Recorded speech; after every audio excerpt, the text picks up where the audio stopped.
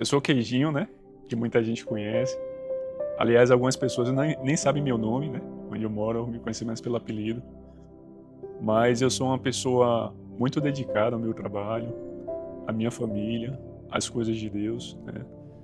Eu coloquei no meu coração o sempre me dedicar a Deus, né? Colocar Deus em prioridade.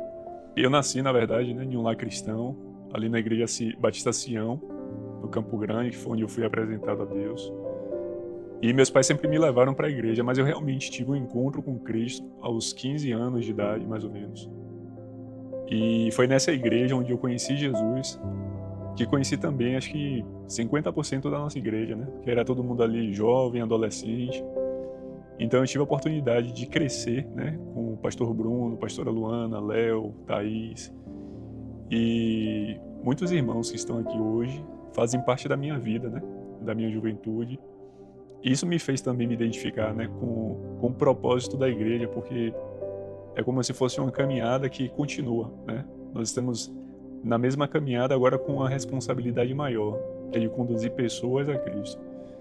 Eu lembro que quando eu era criança, né, ainda ali na igreja que meus pais me levavam, eu sentia a presença de Deus, mas eu não sabia o que era.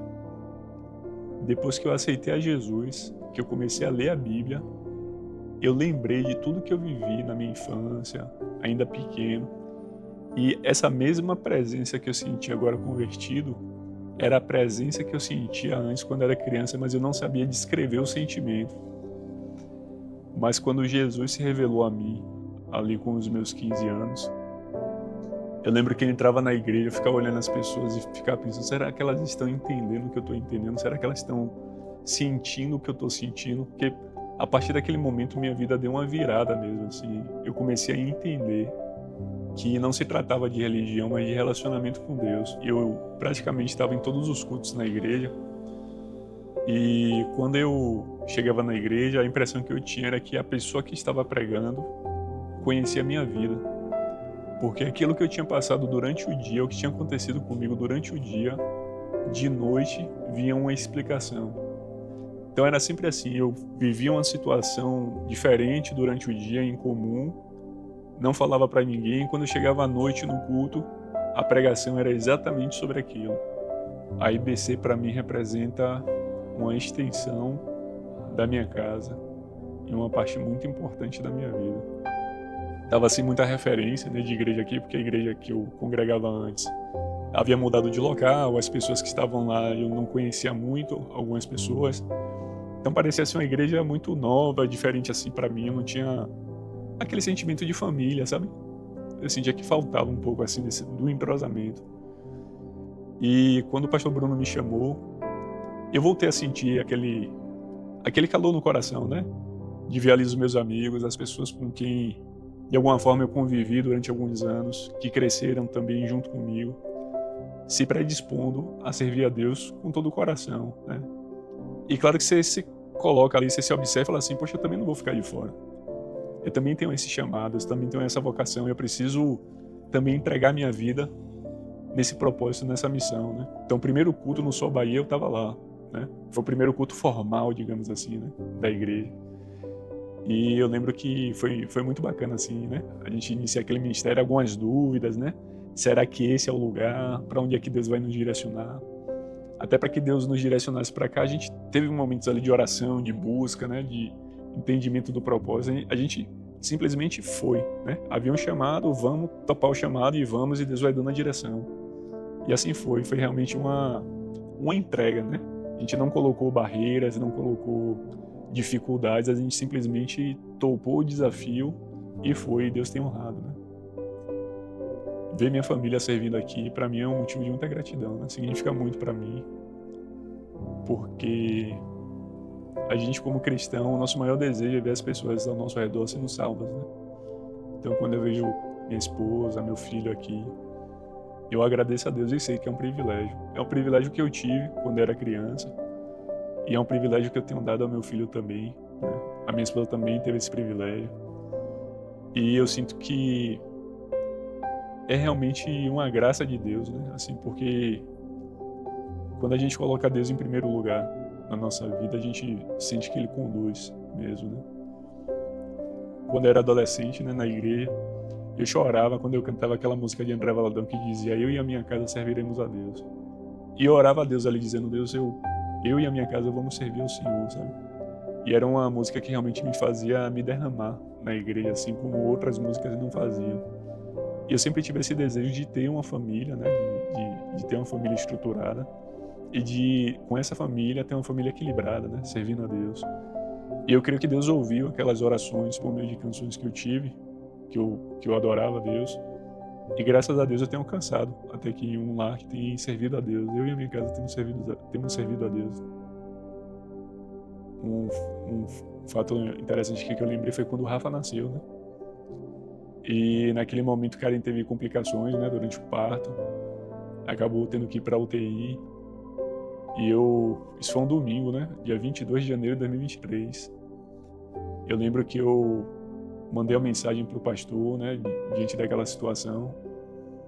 E a igreja toda começou a orar, né, por ela, por Rafa, por mim.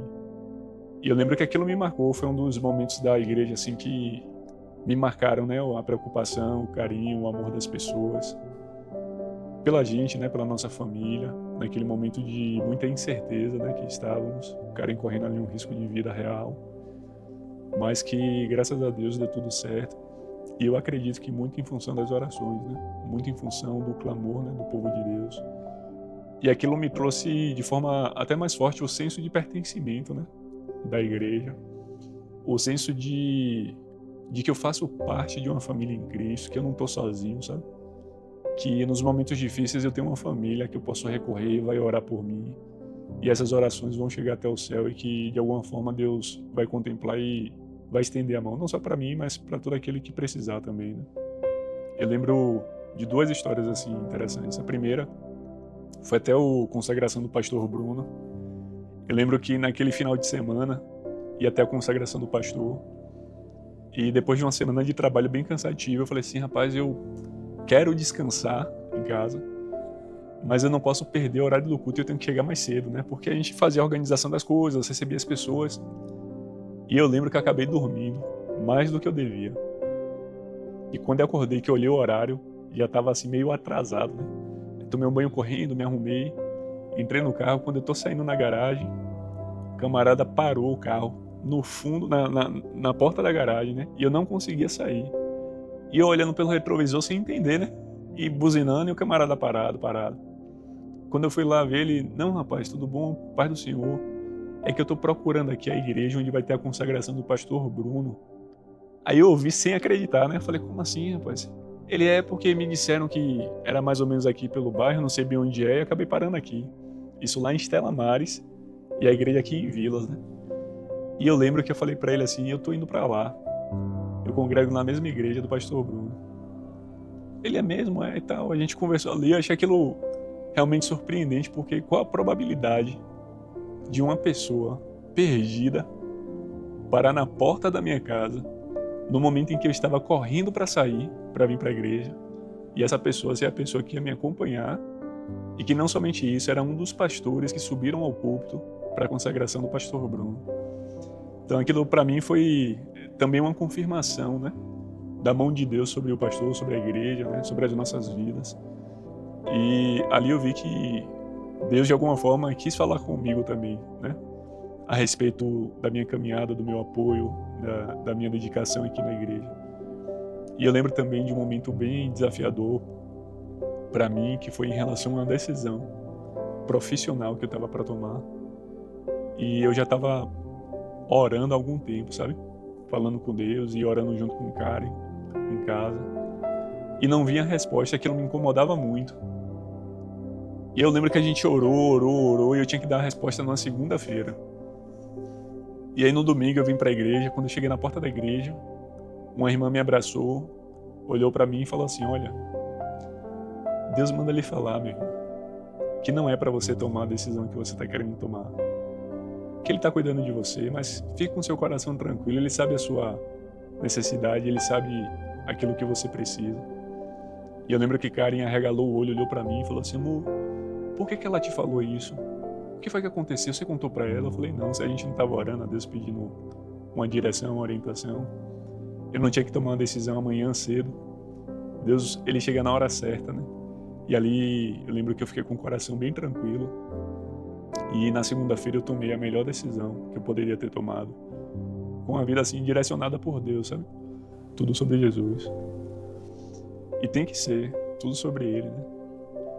Porque Ele é o principal, né?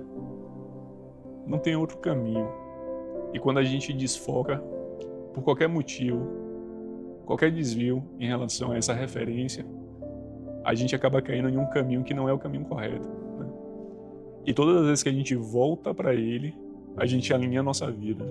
Então, quando a gente fala que é tudo sobre Jesus, até a minha vida é sobre Ele. É como se fosse uma continuação da história dele. E eu acredito que é aí que está o negar a si mesmo, né? Quando a gente deixa de ser a gente, para de alguma forma passar a ser um pouquinho dele. Sofrer um pouquinho do que ele sofreu. Viver um pouquinho do que ele viveu. Ser um pouquinho filho de Deus, assim como ele foi filho de Deus, né? Então, quando a gente fala é tudo sobre Jesus, é realmente tudo sobre Jesus, né? Ele não tem outro viés, né? Então, ele é fundamental, né? Não haveria nada do que a gente vive se realmente não fosse por ele. Então, realmente é tudo sobre Jesus. Porque, de certa forma, toda a nossa expectativa e nossa esperança se deposita nessa promessa, né? De salvação. Na promessa de que um dia nós estaremos com ele, né? 11 anos. São 11 anos de igreja. De caminhada, né?